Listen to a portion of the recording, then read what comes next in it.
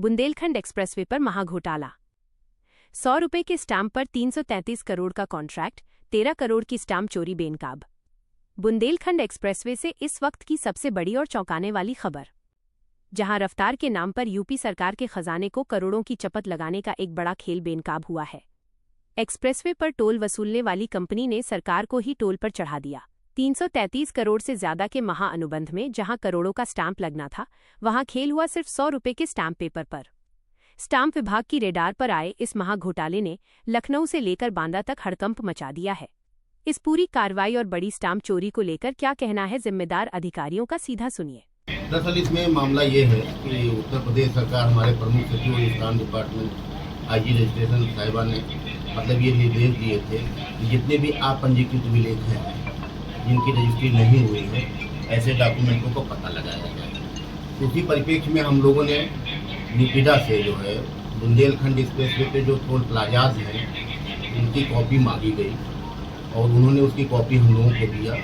हम लोगों ने परीक्षण किया और उसमें ये पाया कि ये टोल प्लाजा यूपीडा ने जो है messrs Datar security service group consortium with messrs Shri Sai enterprises के मध्य, जो एक कंपनी है, उसके मध्य में उन्होंने एक एग्रीमेंट साइन किया है और ये एग्रीमेंट 2 साल के लिए था है 24 से लेकर के 2026 तक 2 साल के लिए है।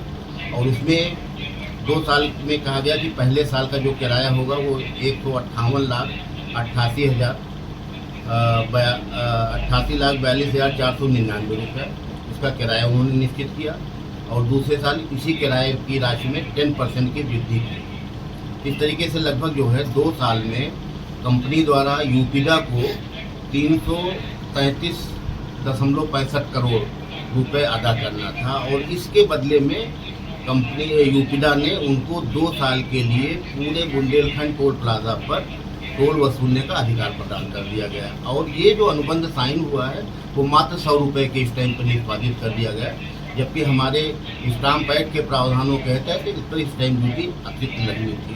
तो हम लोगों ने इस विलेख का परीक्षण किया और परीक्षण करने के बाद ये पाया कि इसमें लगभग 13 करोड़ 35 लाख के आसपास इसमें स्टैंप की कमी है, जबकि 100 रुपये के स्टैंप पर यह अनुबंध निष्पादित किया गया है, लीज विलेख निष्पादित किया गया है और इस पर मुकदमा हमारे आईजी साहब ने दर्ज कर लिया है। और अब ये चूँकि बड़ा मामला है तो ये नियम कोर्ट में सुना जाएगा और इसकी वसूली की कार्रवाई सुनिश्चित की जाएगी। तो सुना आपने, नियम के मुताबिक जिस टेंडर पर 13 करोड़ 34 लाख रुपए का स्टाम्प शुल्क चुकाना था, वो डील महज 100 रुपये के स्टाम्प पर साइन हो गई।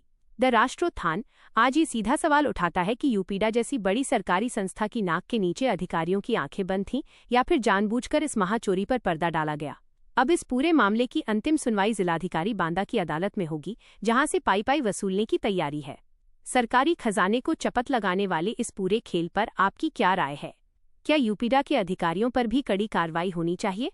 कमेंट बॉक्स में अपनी राय जरूर लिखें। इस भ्रष्टाचार के खिलाफ आवाज बुलंद करने के लिए वीडियो को दबाकर शेयर करें और निष्पक्ष व निर्भीक पत्रकारिता के लिए अभी द राष्ट्रोत्थान को फॉलो और सब्सक्राइब करें। साभार रूपा गोयल जन मित्र, द राष्ट्रोत्थान बांदा।